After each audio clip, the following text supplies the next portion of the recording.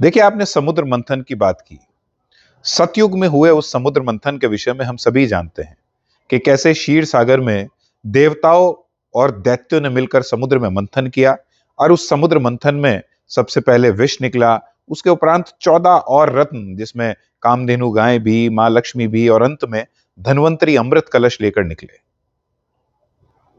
अगर इस मंथन की आप गहराई में जाएं तो जैसा वो मंथन हुआ, ऐसा ही एक मंथन हर मनुष्य में, हर व्यक्ति में अंदर चलता है।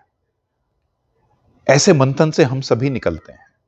देखिए, प्रतीकात्मक रूप से आप लें तो जो देवता है वो अच्छाई का प्रतीक है और जो दैत्य है वो बुराई का प्रतीक है।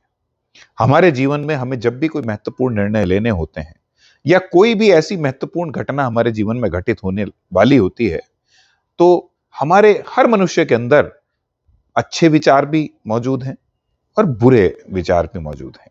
या इसको ऐसे कहें कि हर व्यक्ति के अंदर कुछ अच्छाइयां हैं तो कुछ उसके अंदर बुराइयां भी हैं। तो जब भी कोई महत्वपूर्ण निर्णय लेने का विषय आता है, तो हमारे इन अच्छे और बुरे विचारों में एक द्वंद्व चलता है, एक मंथन चलता है।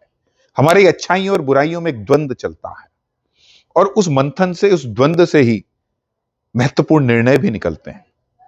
और अधिकांश ये देखा गया है कि जब भी कुछ बड़ा और महत्वपूर्ण होना हो, तो इस मंथन में कहीं ना कहीं स्वाभाविक रूप से सबसे पहले एक भय, एक संशय, अपनी उद्देश्य की प्राप्ति को लेकर एक भ्रम उत्पन्न होता है और कहीं ना कहीं हमारे मन में एक नकारात्मक विचार भी आते हैं।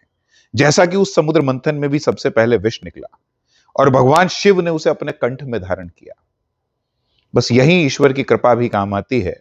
अगर आप आध्यात्मिक हैं, आप धार्मिक हैं, तो अपने उन बुरे विचारों को, अपनी उस नकारात्मकता को ईश्वर के आशीर्वाद से छोड़ दें, एक तरफ अर्पित कर दें और उसके उपरांत आप देखेंगे कि आपके मन में सृजन के विचार, सकारात्मकता के विचार, क्रियाशीलता के विचार उत्पन्न होंगे और आप उस निर्णय पर पहुंच पाएंगे जो आपको जीवन में उस महत्वपूर्ण परिस्थिति में लेना है आपको।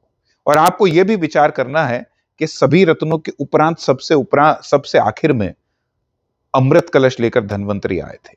तो इस मंथन की दौड़ में आपके अंदर जो अच्छे और बुरे विचारों का जो ये मंथन, ये जो द्वंद्व चलता है, इसकी मंथन के अंतिम पड़ाव पर जाकर आपको उस विचार की, उस उद्देश्य की प्राप्ति होती है जो जीवन में आपको क्रियाशील बनाएगा, सफल बनाएगा, एक बेहतर इंसान बनाएगा और आप इस समाज में, आज इस दुनिया में वो कार्य कर पाएंगे जिस कार्य को करने के लिए आपको इस मंथन के दौर से गुजरना पड़ा।